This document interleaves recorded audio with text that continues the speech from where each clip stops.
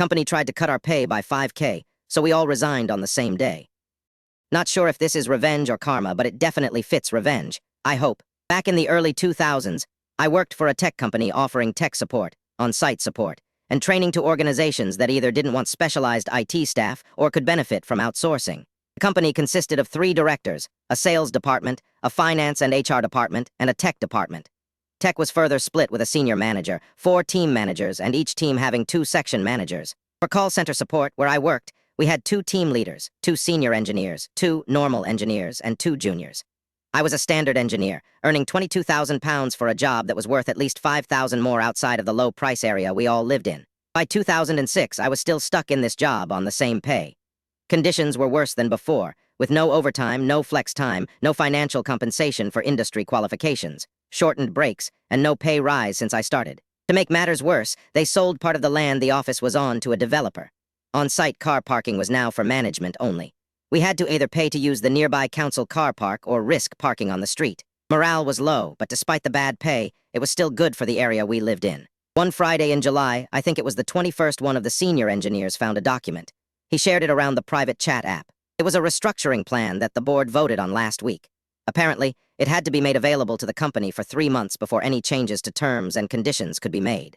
So, the board gave it a generic file name and tried to bury it in the large staff shared area of the network. One of the directors was selling her shares and moving on. She had been headhunted by a large recruitment firm in a nearby city. The 2 remaining directors managed to buy most of her shares, with a small quantity going outside the company. Most of the document was a typical downsize and restructure package with a twist. There were a few team mergers, staff reductions, and pay cuts spun as if to say they needed to maximize profits to put lost money back into the company. In October, a new contract would be released for all to sign. It was generic. In November, the restructure would be announced, and by January 1st, the new structure would be in place. The directors noted the new contract needed to include clauses for non-competition and for soliciting customers, as these didn't exist except for the sales staff. It also mapped current positions to their new ones and what the new salary would be. I would be down by £5,000 a year, but the twist was that anyone with the word manager in their title would have their pay increased drastically. For example, the team manager's pay jumped from $52,000 to $65,000. By the end of the day, everyone under the rank of team leader had seen this document and was not happy. Over the weekend, I got a text from one of the senior engineers inviting me to a barbecue at his house. When I got there, most of the tech staff was there. During the afternoon, we formulated a battle plan. Our revenge. Monday, 24th of July, 8 a.m. 26 people in the tech team arrived for work as normal, each with a letter for the senior manager giving their 1-month notice.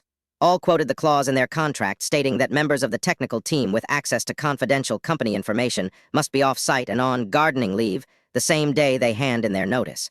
No exceptions. Gardening leave means we still work for the company, have handed in our notice to quit, but can't remain on site or use company resources, so we must wait out the remainder of the notice at home. We can't start a new job during that period. The net effect was that at 9:30 a.m., the director realized his entire tech staff had quit. He marched to the office floor and started harassing one of the seniors. The senior simply stood, took off his ID badge and swipe card, handed it to the director, and said, "I've already quit. This is me now sticking to my contract." On cue, most of the staff followed, with one member staying until lunchtime. From what I've been told, directors, senior managers, and anyone they could get hold of were on the phones trying to fix issues. The unsolved open queue went from around 35 to nearly 100 by lunchtime. Naturally, the blame was left firmly at the door of those who quit. We were even bad-mouthed to customers. The day after our notice period expired, the senior engineer welcomed 25 new staff to his new company. He had already taken 10 large contracts from the place we used to work for. We all had better pay, not much, but better than losing pay and much better conditions, with an actual career track rather than the whim of the managers. The old company tried to keep afloat for a year, but was losing money on every contract and couldn't afford to employ skilled or experienced people.